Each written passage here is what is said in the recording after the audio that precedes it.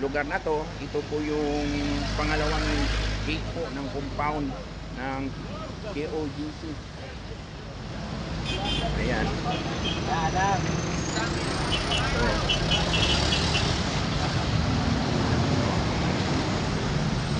Ayun, kitang-kita nyo naman mga idol na talaga ginawang bakod yung yung posisyon nila. Talagang hindi sila papatinag sa mga nilabas na PRO galing sa Davao City. Nandito po tayo sa kabilang gate po ng KOGC po mga idol, no? So ngayon mga idol, nung nakaraan mga idol na nandito po tayo, naka-open pa po yung lugar na to dito. So ngayon, nakasarado na po, talagang nilagyan na ng mga membro ng KOGC na lagyan ng bakod para ng limitasyon kung saan pwedeng yung mga pulis magbabantay. So yung mga pulis naman mga idol nandun po sa kabilang linya. Nandito po sila. Yan. So, nandito po sila, naka full armor po sila dito at talagang dito sila nagbabantay. Yan. Yan po mga idol. So kitang-kita nyo naman na yung mga pulis mas lalong dumadami at talagang nakabantay talaga sila pa.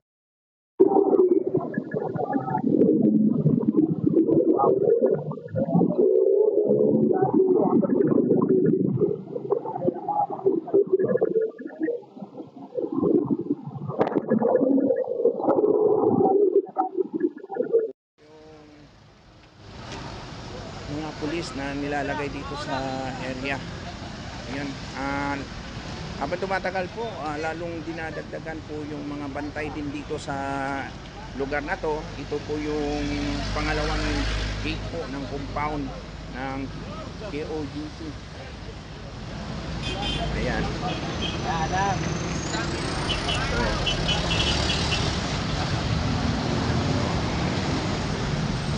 Ayun, kitang-kita nyo naman mga idol na talaga ginawang bakod yung yung posisyon nila. Talagang hindi sila papatinag sa mga nilabas na PRO galing sa Davao City RTC. Ayan. So ang dami po na nagbabantay dito. Ayan.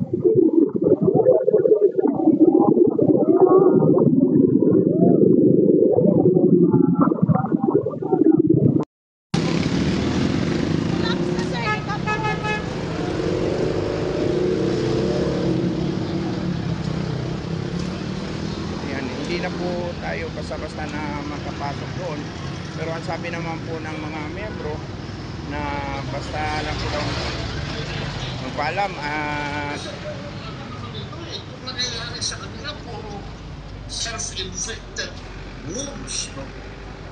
ayan. Wala namang dumuduro sa kanila. Wala namang dumuduro sa kanila. Sino man tayo sa social media? Sir, pwede magtanong sir, ito sir, sino naglagay dito sir sa itong bakod? Kayo ang naglagay dito? Ito? Kumbaga, ito, bali, ito yung compound nyo dito na, bali area nyo, na bawal mga pulis dito.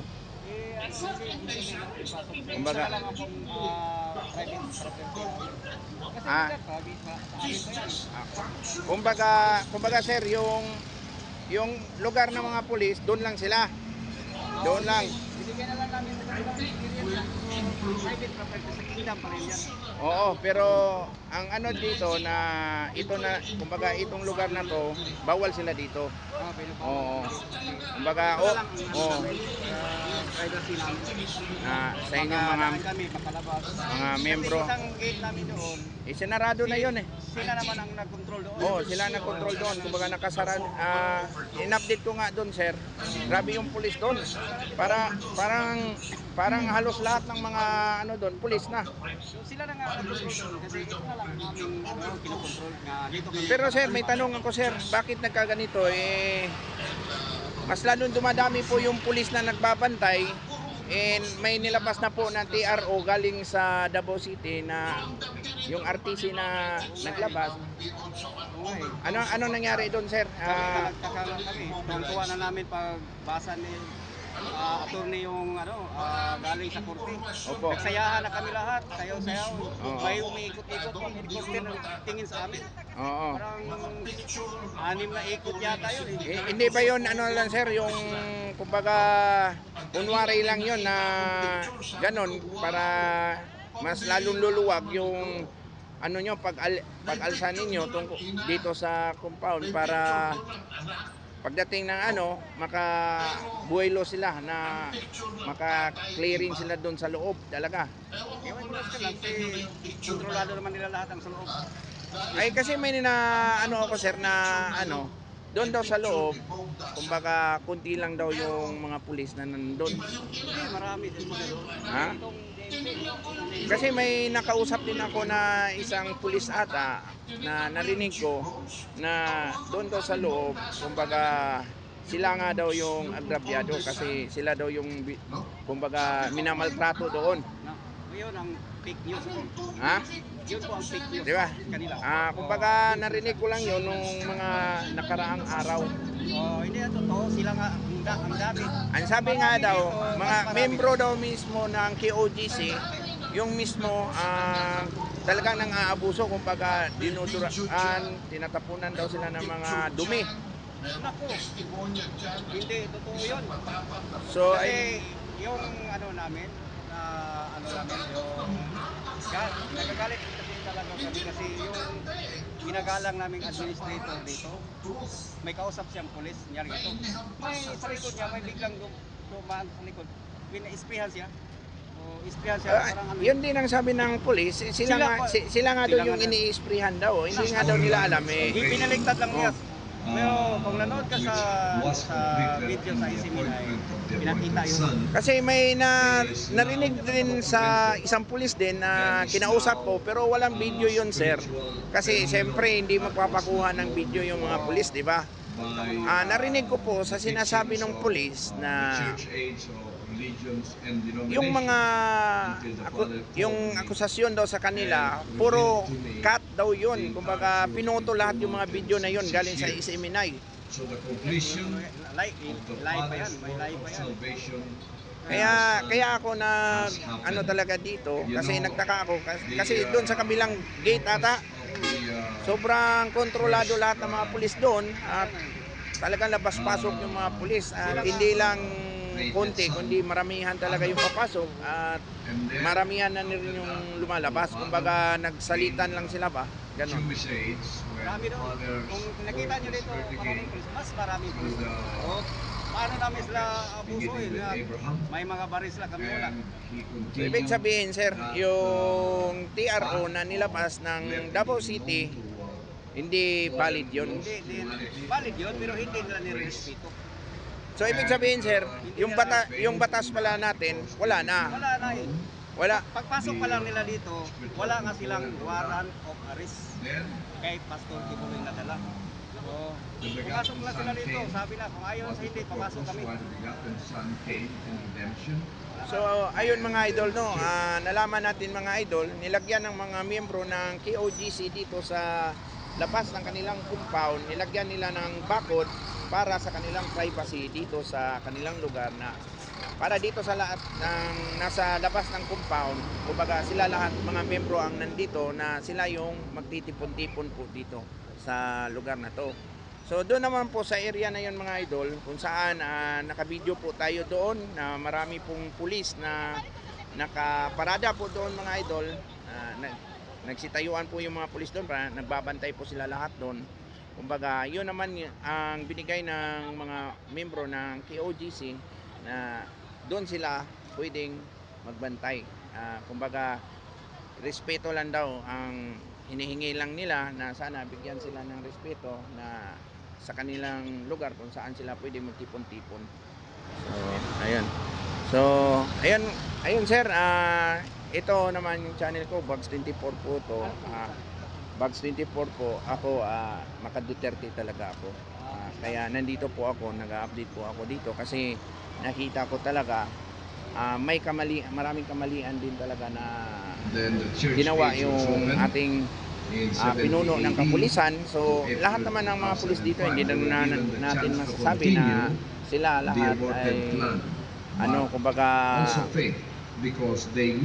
gustuhin nila itong gawin, kumbaga sumusunod lang sila sa utos ng kanilang nakakataas. Iba, sabi nila na sumusunod lang sila sa hindi nila alam.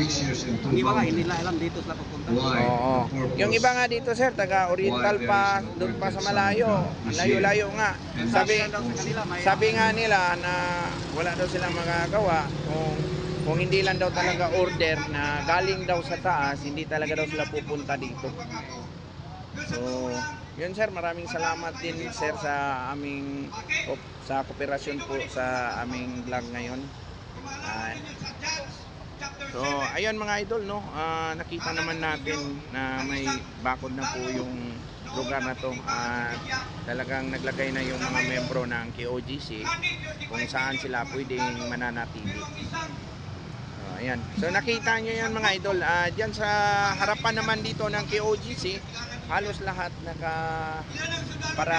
parada naman yung mga kapulisan dyan. Kumbaga naka-standby lahat, halos ng mga kapulisan dyan nasa harap. At pati doon po na lugar mga idol, nandun din po sila nakatayo doon. Lahat ng mga lugar o mga kanto, talagang nagpo-posting po lahat ng mga kapulisan. At ngayon mga idol, lalong-lalo na ngayon, habang tumatagal, mas lalong dumadami pa yung mga pulis na dumadating dito po sa lugar ng compound ng KOGC. Ayan ang mga idol. Yan, kita nyo naman po mga idol, no? Grabe. Talagang mas lalong hinigpit yung pagbabantay dito. Ha?